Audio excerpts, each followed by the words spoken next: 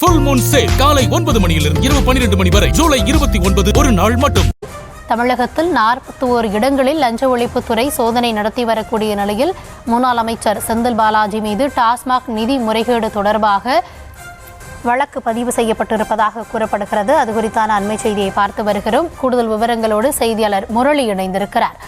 முரளி, செந்தில் பாலாஜி மீது எஃப்ஐஆர் பதியப்பட்டிருப்பதாக கூறப்படுகிறது, என்ன விவரம்? வணக்கம் கௌதமி. முன்னாள் தமிழகத்தில் அமைச்சராக இருந்த செந்தில் பாலாஜி மீது லஞ்ச ஒழிப்புத்துறை அதிகாரிகள் டாஸ்மாக் தொடர்பாக வழக்கு பதிவு செய்திருக்கிறார்கள். அதாவது செந்தில் பாலாஜி முன்னாள் திமுக அமைச்சராக இருந்த பொழுது டாஸ்மாக் துறையில் அவர் அமைச்சராக இருந்திருக்கிறார். அப்பொழுது அந்த டாஸ்மாக் நிறுவனங்களில் நிதி முறைகேடு நடந்ததாக வந்த குற்றச்சாட்டு அடிப்படையில் லஞ்ச ஒழிப்புத்துறை அதிகாரிகள் வழக்கு பதிவு செய்து அவருக்கு தொடர்பான இடங்கள், அதே போன்று டாஸ்மாக் ஒப்பந்ததாரர்கள், மேலாளர்கள் என தமிழகம் முழுவதும் 41 இடங்களில் லஞ்ச ஒழிப்புத்துறை அதிகாரிகள் இன்று காலை 7 மணி முதல் இந்த சோதனையானது நடத்தி வருகிறார்கள். குறிப்பாக சென்னையில் மட்டும் 14 இடங்களில் இந்த சோதனை நடத்தப்பட்டு வருவதாக தகவல் தெரிவித்திருக்கிறார்கள். அது மட்டும் இல்லாமல் சென்னை கத்திக்கல் சாலையில் இருக்கக்கூடிய தனியார் நட்சத்திர விடுதி மேரிஸ் என்கிற நட்சத்திர விடுதியில் செந்தில் பாலாஜி தங்கியிருக்கிறார்.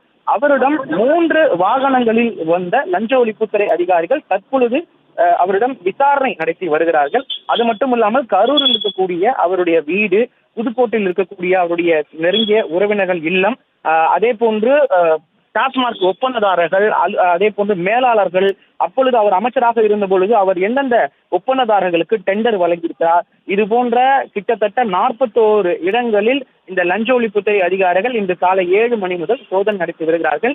ஏற்கனவே இந்த டாஸ்மாக் நிறுவனங்களில் நிதி முறைகேடு நடந்ததன் அடிப்படையில் தான் லஞ்ச ஒழிப்புத்துறை அதிகாரிகள் அவர் மீது வழக்கு பதிவு செய்திருக்கிறார்கள்.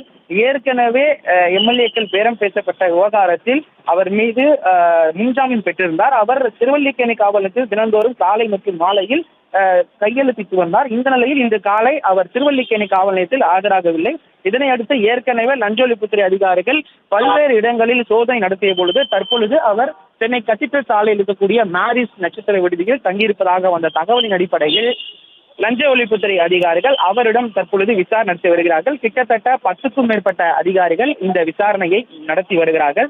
மேலும் இந்த சோதனை முடிவில் அவர் எவ்வளவு கோடி ரூபாய் இதில் முறைகேடு நடந்திருக்கிறது, அதே போன்று இவர்களுடைய தரப்பில் இருந்து எவ்வளவு கோடி ரூபாய் ஊழல் செய்திருக்கிறார் என்பது தொடர்பாக செய்தி குறிப்பாக வெளியிடப்படும் என லஞ்ச ஒழிப்புத்துறை அதிகாரிகள் தகவல் தெரிவித்திருக்கிறார்கள்.